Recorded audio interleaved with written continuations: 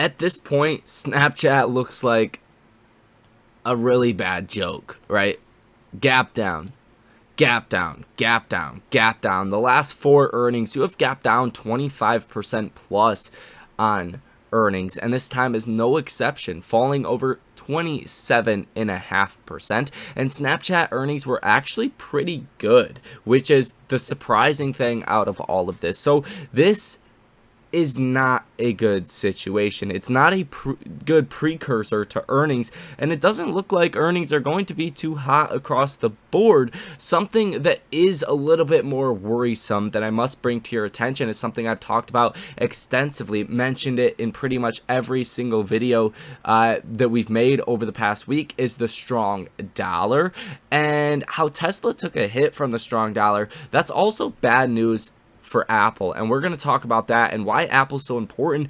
Apple is 6%, 6.5%, 7% of the S&P 500. So if Apple takes the same kind of hit as Tesla did, well, that's going to bring down the markets in a very big way. And this move down for Snapchat is going to look like a drop in the bucket compared to a move down in Apple and what that would do to the broad markets. Now, you're also getting an overlooked economic measure that is signaling serious trouble ahead. And I think this is pretty important to point out, not only for your portfolios just in general, but really your jobs and economic stability, right? The risk of a recession and what this data point is actually saying is pretty incredible. Now we're going to talk about AMC. What happened today? AMC was actually not doing too bad today, which quite interesting.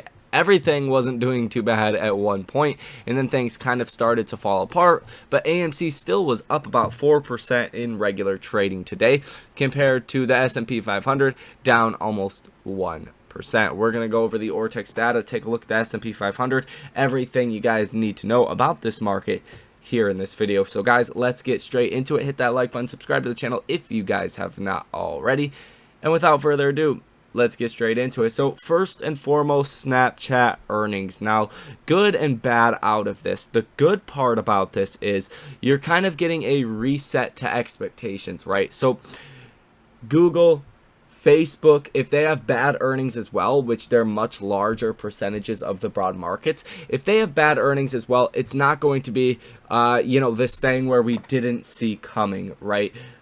Because even when you think back to earlier in the year when Facebook dropped, it was like 30% off earnings. We did make about 15 grand off of that trade. Nonetheless, if you guys want access to all of my trades in real time, link down below in the description of this video. Besides that, Snapchat actually did well that quarter. So there was high expectations for Facebook. People didn't expect those numbers. Now, if you get Snapchat that came out and just the stock took a complete splat, right? There's no other way to put it. Down almost 30%. It almost lost a third of its value today. Well, there's not going to be that high of expectations for Facebook and Google. And yeah, it's unfortunate the markets are probably going to price that in. Those stocks are probably going to fall. It's probably going to hurt the broad markets. Overall, not a good thing, but that's the positive, is that now we're going to expect advertisers to really slow down, and we're going to expect lower numbers out of Facebook and Google, which could offset some of that risk of a 10, 15, 20, 30% drop with some of those larger names. But nonetheless, Snapchat numbers were not bad.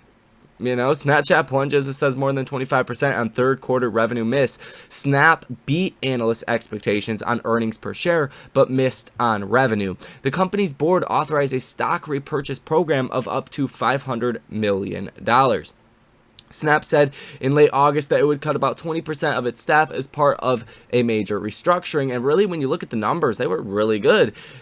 Earnings per share, 8 cents, adjusted, versus a small loss just shy of break even expected, according to Renoviv survey of analysts. So Snapchat has a lot of shares outstanding. They made 8 cents per share. Not bad at all. Revenue was 1.13 billion versus 1.14 billion expected, according to Renoviv. Now, this is really the thing that is clapping the stock here on after hours because of the slight miss on revenue. It was super slight. And you also seen daily active users grow from 358.2 million. That was the expected number, all the way to 363 million. That was the actual number. So you beat on daily active users, you beat massively on earnings per share. The only thing that was slightly down was their revenue was a little bit worse than expected, but all in all, it wasn't a bad report. And to see the markets really splat Snapchat like that is kind of telling to what could potentially happen to some of the larger companies, right? I'm most concerned every earnings season about Amazon and Apple, because those are the guys that'll move the index down, 3, 4, 5% if they were to splat 20% on earnings. So there's that information. You guys definitely want to pay very close attention to earnings, at least heading up until Apple. After Apple, Amazon, Google, really those companies, Microsoft, once those earnings are done, then you're going to see that final move, whether it's to the upside or to the downside. Now, this says an often overlooked economic measure signaling serious trouble ahead. And it says the Conference Board's leading economic indicators index indicated that conditions worsened in September. While not usually considered a major data point, the LEI combined with the Fed rate hikes is signaling trouble for the economy. Quote, "We went from a Fed that was way too easy to being irresponsibly tight," said Joseph, chief U.S. economist at SMBC Capital Markets. And essentially what this is saying, it's really a gauge for market sentiment. It's a gauge for how people are spending their money, what they expect to happen, really. And what's going on right now, it's not signaling very, very much, good things ahead. Let's just call it that. It's basically saying we're probably going to have a deep ass recession. And that's what it's looking like as of right now. That is what it is looking like. But the main story and the thing I want to point out, which tomorrow could have a bullish effect, after all, let's go ahead and take a look at the futures as of right now. Pull up pre-market. Yeah, NASDAQ down about 0.34%. Not terrible, believe it or not, but it's going to be the dollar. And the dollar in after hours today, it had fallen about 0.70%, so it has definitely come up a lot in just a short amount of time. Yeah, it went way down, came way back up. You're down about 0.10%. That's a pretty good thing, relatively speaking. When the dollar's up like it was today, markets are down. When the dollar is down, markets are more than likely going to be up.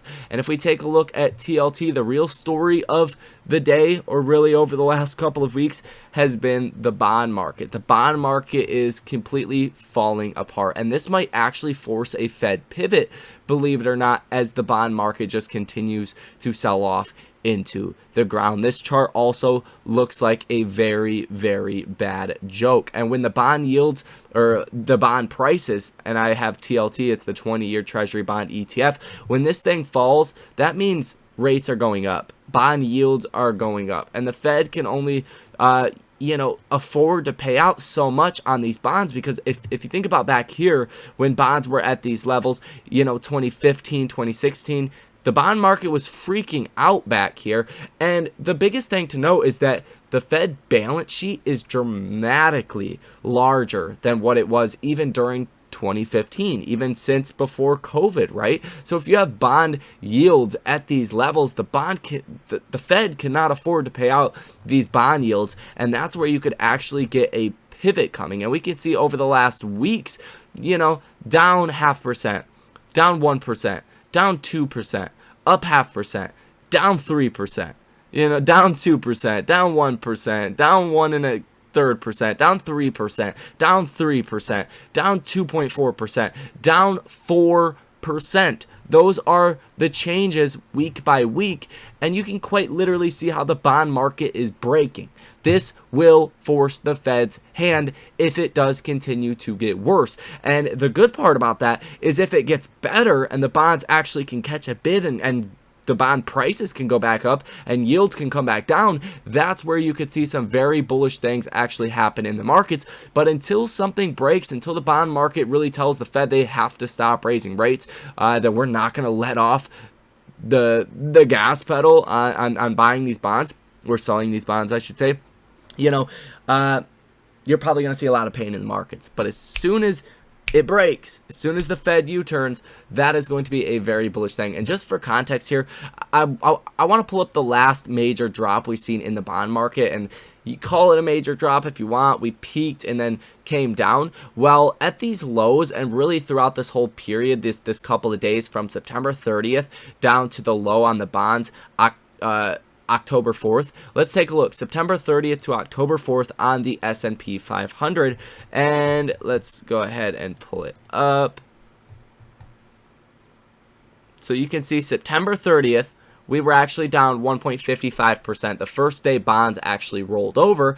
And then you were up 2.64% on the S&P. The next day you were up 3.10%. The next day you were slightly down, and then we just gave it all back up.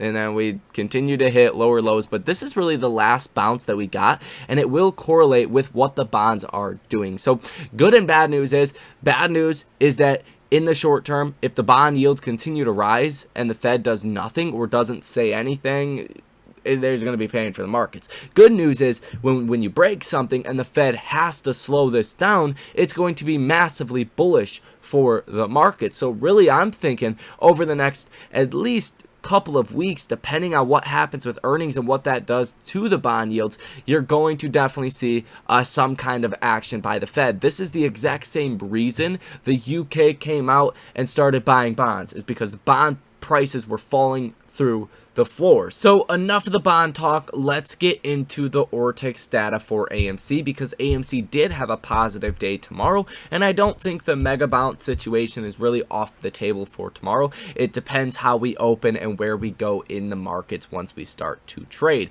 But as far as the dollar amount that is currently sold short in AMC stock, that is sitting at 6.23 million dollars. Estimated short interest of free flow at 19.22%. The free flow out on loan at 36.16%. Shares out on loan 186.35 million. Days to cover creeping ever so higher towards 5, which is a major level in my personal opinion. Usually you don't see a days to cover around 5 for a stock like AMC, and we've really never seen that in AMC's history, at least since it's become a darling of the retail investor.